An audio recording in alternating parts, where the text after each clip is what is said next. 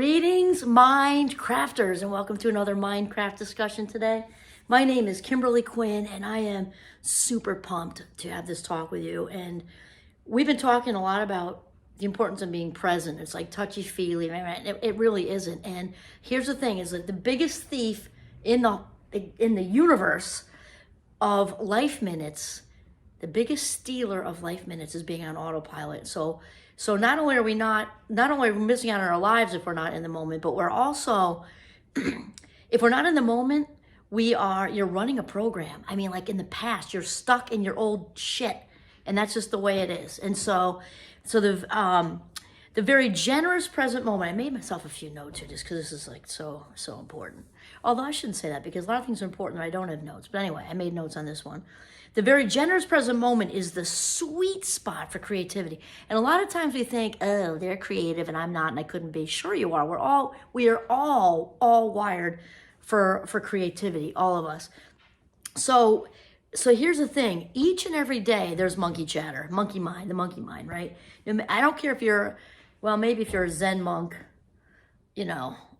living in a cave in Tibet eating yogurt, but I would guess that they're still human. They must have, maybe it's like a micro amount, but they must occasionally have a little, I would think. And then they would just override it with meditation, right? But every day, the rest of us regular people have monkey chatter. And so really what we want to do is get into this sort of habit of each and every day overcoming that.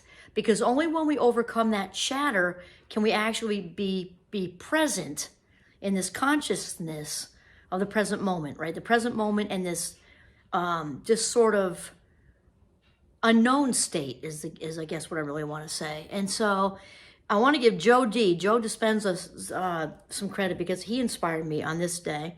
And so we are wired to create. All of us are wired to create. So not just on the canvas or, starting a new business or doing some amazing entrepreneurial project, creating a product, inventing something, creating a new culinary feast, writing music, whatever. But we're also wired to create our lives, to create our own reality. All of us are. Here's the author of the script right here, the pilot of the plane right here, driving our lives. So, we're wired to create a life for ourselves that's full and rich and exciting, that brings us joy. Absolutely. The whole purpose for being on this planet is to learn to love ourselves and each other and just live a wonderfully enriched life. That is the whole point. So we want to start to realize we've got to believe in it, right? Before we can see it. And then we got to really learn how to feel the future. So just like your body follows you around, like your body follows you into the shower, the body follows you to the Keurig to make your coffee in the morning. Personally, I'm a tea person, but my body follows myself to the microwave. And, first get the water, then the tea bag, and then to the microwave. And it also follows you to envisioning your future. So you might say, oh, she's all about the present moment. Why is she talking about the future? Because I'm talking about bringing that feeling into the present, because this affects your future life minutes. So we must become very, very conscious of our thoughts. And in the cognitive psych world, which is what my doctorate is in, we call that metacognition, kind of like a sexy 14-karat word for thinking about thinking, which is kind of cool. And so we can, so when we had these, thoughts all day come in, right? So we need to take a look at these old thoughts, these old memories that have tag-along emotions coming with them, and really, and also our old stories, I was just actually having a talk with myself today about that because a little something surged up, but I said, oop, kick that right out the window. That's old stuff, not part of my new story anymore. And ask yourself, when this happens, does this memory, does this feeling, does this anecdotal fragment of something that just came up, does this belong in my new story? Do I want this to be part of my new and improved self? The self is, we are who we are, it's not like we're changing entirely from an old self to a new self. It's more of a transformation, because we are kind of getting away from what's not working for us and leaning into what we want more of, right? More love, more kindness, more confidence, more health, more wealth. And that's a big word because that means all kinds of different things. better relationships, freedom, all of it, just all of it. Do I want this old crap and junk to be part of my new story? If the answer is no, with the old memories, old emotions, all that, then we need to work out of that. Like, let's say we have a surge of, we're cranking along feeling very worthy. Then all of a sudden, somebody from our older story pops up or contacts us or whatever. And then like, okay, ooh, And not that it's that person's fault, or maybe they said nothing wrong. It's just maybe just their very presence brought back an old memory. So we're not saying it's the person we need to necessarily let go of, but the feeling, yeah, that's all from when I was 8 years old. I don't need that anymore. I'm protected now. I'm safe now. I feel worthy now. Nobody can hurt me anymore, and don't need that. Thanks anyway. Thanks for asking. And so if not, let go of it and talk back to it. So the act of becoming our new and improved best self involves a whole lot of overcoming. So that means like every day. And one of the things I love about the recovery programs, like the 12-step programs, is the different one-liners they have. And one of them is a day at a time. And most of us can handle what happens in one day with support. And obviously most days, thankfully, life is not an emergency and not even usually an urgency. Once in a while, there's a bad phone call and it could be something tragic, and then people wrap around and we can still get through it. And the rest of the time, it's not at that level, right? It's not an emergency. It's not an urgency. And we can overcome all of this chatter. And I know Joe Dispenza, gives himself a lot more time than most of us, many of us probably have in the morning. Good for him. That's awesome. He also says he doesn't use it all. He just carves it out, which is great. But he tries to, his whole focus before he actually dips into a meditation is kind of allow all the knowns to kick around. Like, I got to pay the bills. I got to check out the Zoom meetings. I got to email these people. He gets rid of all that. I'm just going to say 15 minutes or 20 minutes. I'm making that up. I don't remember how much time, but it's not a lot. And then he says to himself, okay, the knowns are all going to be there when I come out of my meditation. And I just did this today in the woods because I just woke up I wake up every day with a fast mind, but it was like warp speed, like Mach 10. And it wasn't bad. I was just really excited. But I actually said to my husband, I'll come back from the woods when my mind is clear. Don't wait for me, because it was going to be a while. I was so fast-minded. And so I did this. Like, the knowns will all be here when I get back from the woods. And I said to myself, for the next half hour, however long, I ended up staying out there a while, actually. This next time in the woods, let's just say it was an hour-ish, all that's going to be waiting for me. I don't need to think about any of the knowns, not the bills, not grading papers, nothing for this next hour. And it was absolutely blissful, and it was all waiting for me when I get back. And that was that. And so, because often we're overcoming a lot of stuff, especially when it's quiet, like when we're in the shower or we're driving.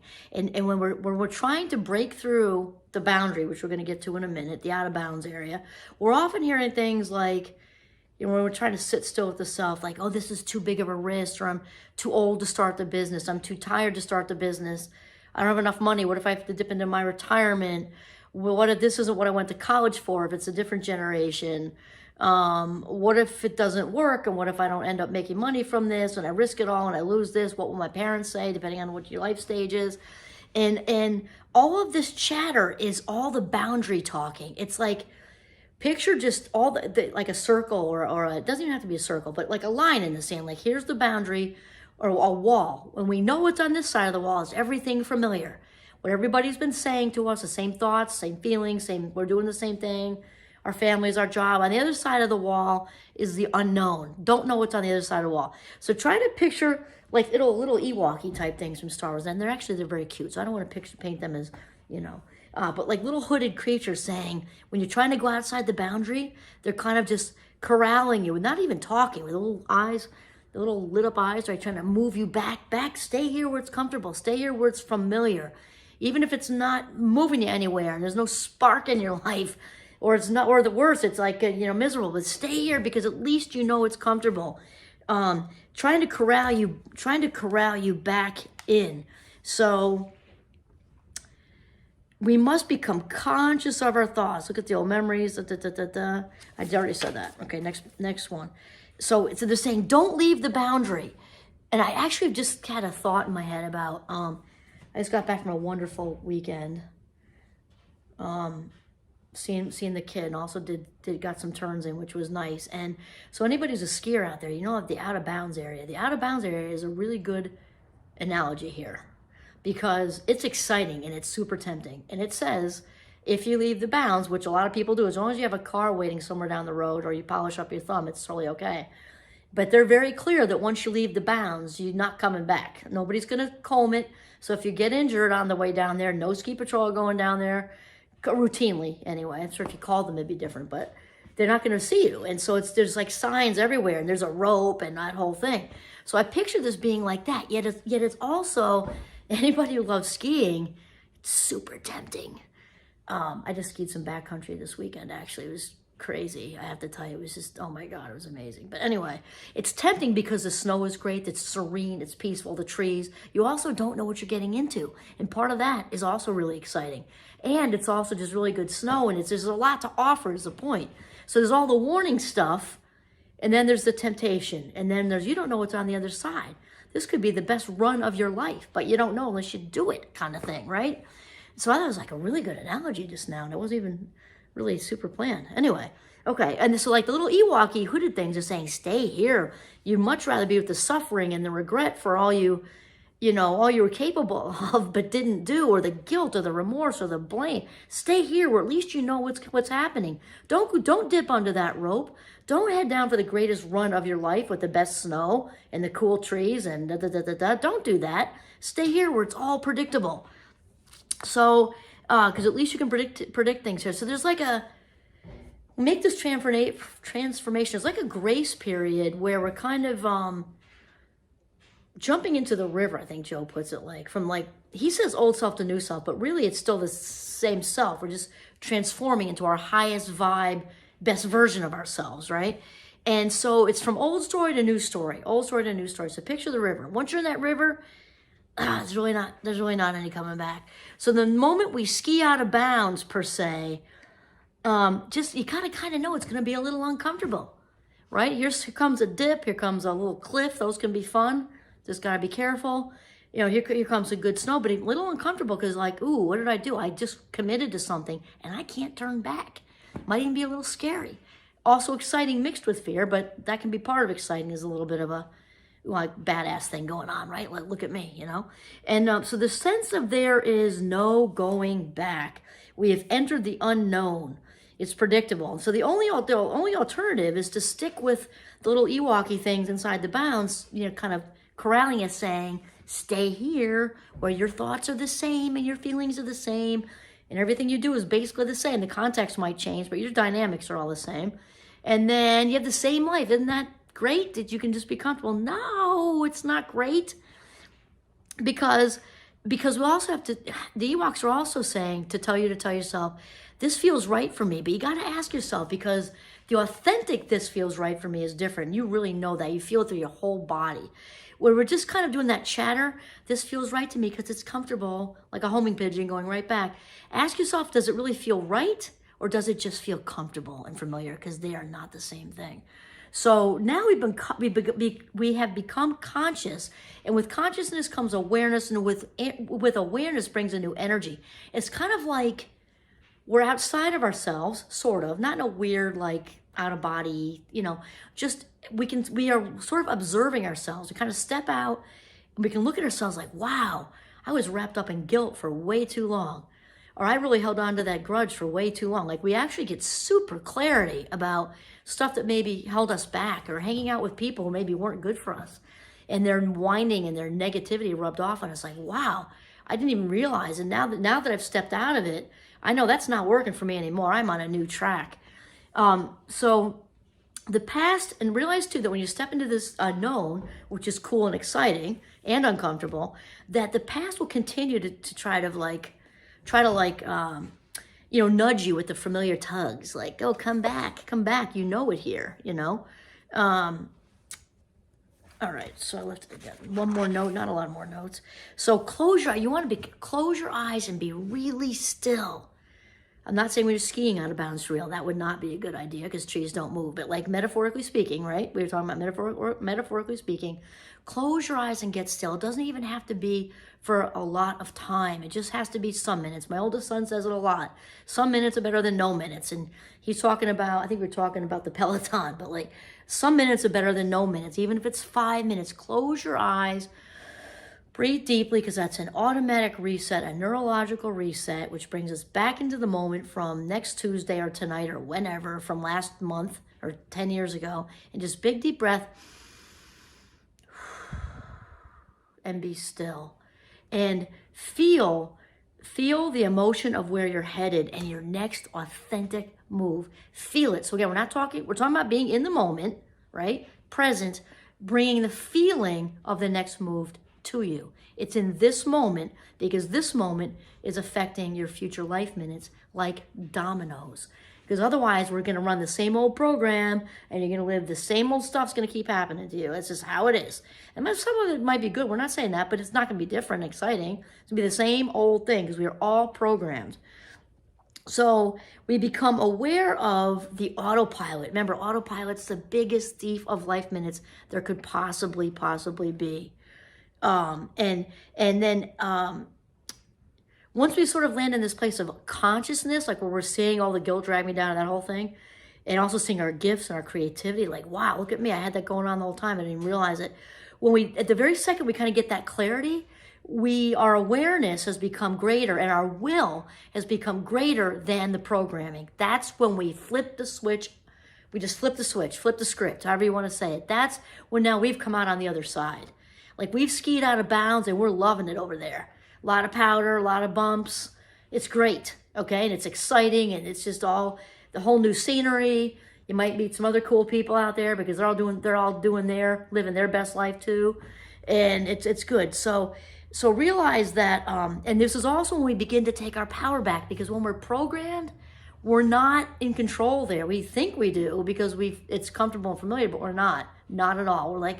We're walking around like little clones and drones, just, thinking it's going to be different and it's not going to. So when we cross out of that boundary into this consciousness and this duality, we are taking our authentic power back. We are in the zone. And realize that each and every day, it takes intention. We are overcoming. And if we do that well, you're not doing it, you can't really do it wrong. You're doing it efficiently, let's say. We get better and better at it, which is what happens when we practice anything. We're overcoming. It takes less time. You do that in the morning, we're overcoming the thought chatter. The rest of your day is going to go really, really well. You're probably not going to road rage as much. You're probably not going to have as many, issues with pettiness because you left all the known stuff behind and you've tapped into your authentic self. It doesn't mean stuff won't happen here and there, but it is going to go better than if you did not overcome the monkey chatter and dip within and be with yourself quietly for 15 minutes. So then it's also when we get into seeing the synchronicity. My good friend Tom did his dissertation on the green lights. I love listening to that guy. So when we are tapped in, tuned in, turn on, as Abraham Hicks would say, we are open like a catcher's mitt to the green lights. Go this way, go that way. Things just start happening and showing up. Somebody like a stranger. I have great experiences with strangers. They'll just say something. You're like, oh my God, I just met you. How did you know that? That I needed to go there, that I was. You just have these experiences. You're just like, oh my God, wow. And then, somebody just calls and we're looking for somebody to do a project and this, and I thought of you, and you're like, that just feels like it came out of left field. But it didn't. The universe is just landing stuff in your lap. And let me tell you, I'm in that now. I would say it's like a faucet I can't shut off, but I don't want to. It's just like so much stuff is just so much exciting stuff is just landing in my lap. And the thing is, in order to become limitless like that, we've got to go within. We win from within. So that's it. If we don't kind of get still and be present and go within, we're running that same old program. Awesome. So be limitless. Watch for the green lights. Yeah, live in your highest vibe self on that high flying frisbee. This is Kimberly Quinn signing off from Northern Vermont. Have a mindful day.